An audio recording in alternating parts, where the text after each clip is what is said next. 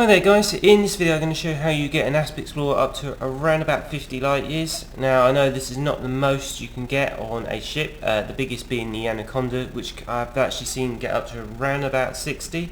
As I posted a video just before, you can see I've got mine up to 55, which is not quite the maximum but it is pretty high.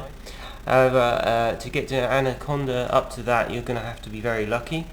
Now this is an Asp Explorer, which is a lot cheaper ship and should be much more accessible to more players.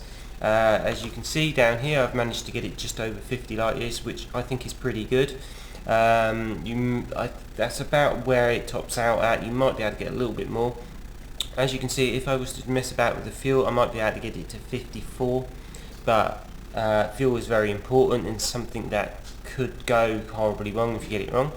So anyway, let's have a look at this ship, the build specifically. So if we go into our outfitting, we don't want to fit any hard points. These will just cause extra power drain and cause extra mass to our ship, which will lower our jump range. If we're using the ship for exploration, we just don't need them. Next are utility mounts. We don't need any there.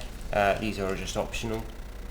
So the next section we want to look at is our internals. We don't want to have a bigger bulkhead, that's just going to add extra mass. For our reactor, we've got a little bit of choice there.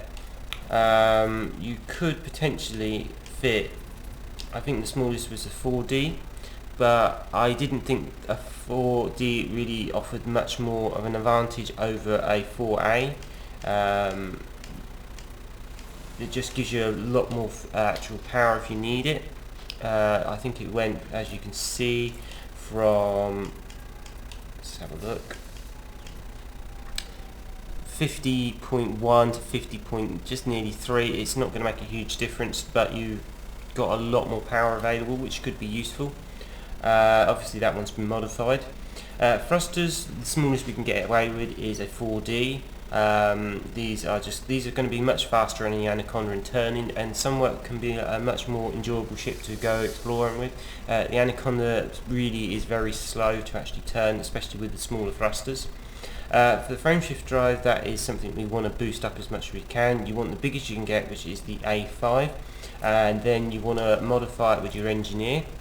Here you can see that I've got quite a few reds on there and a couple of two blues.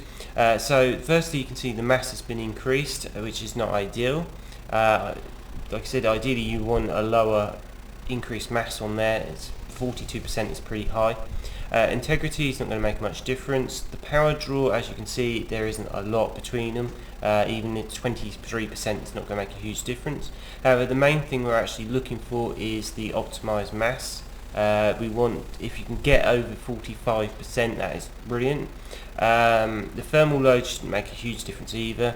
On this roll I managed to get the increased increased fuel per jump, which is kind of like a secondary bonus, and is something if you can get is good, but it's not necessarily required. After which we want to fit a 4D life support. That's the smallest we can get away with. The power coupler, we've got a few choices there. In this example I've equipped a 2D, which is very small. However, you could put in a 3 or 4D, which doesn't make a huge difference to your jump range. As you can see, it's just still over 50 with a 3D. With a 4D it's just under. These will allow you to carry on boosting and give a little bit more shields and stuff like that, which in normal build I will probably swap that to a 3 or 4D just to give the extra. Sensors, you want a 5D, which is the smallest you can get, and a fuel tank you want 32, so I said it's the biggest you can fit. For your optionals, I would suggest fitting an A5 fuel scoop, which is quite big for this ship, but it should mean it's pretty easy to refuel and shouldn't take too long. I suggest fitting a class 3 shield. You could go smaller I think, but it's not going to make a huge difference again, but it just gives you that protection in case you make a few mistakes. If you're using the ship for exploration, you'll want a detailed surface scanner and advanced scanner. These two are obviously paramount importance to exploration. And lastly, a docking computer just makes life a lot easier, especially if you're landing on planets and things like that.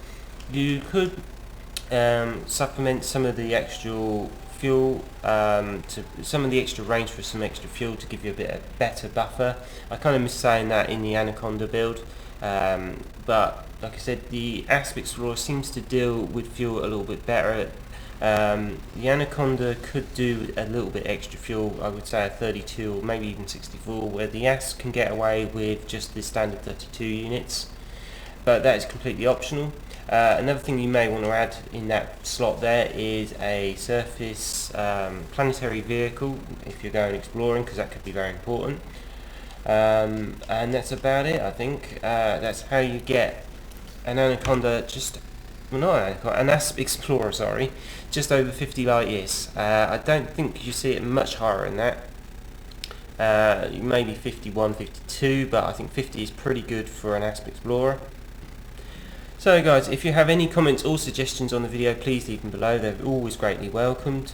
If you like the video, please like the video. That's always great. And another big thing that helps me is subscribing. Anyway guys, hopefully that's helped you build a very long range Asp Explorer. Take care and have fun out there.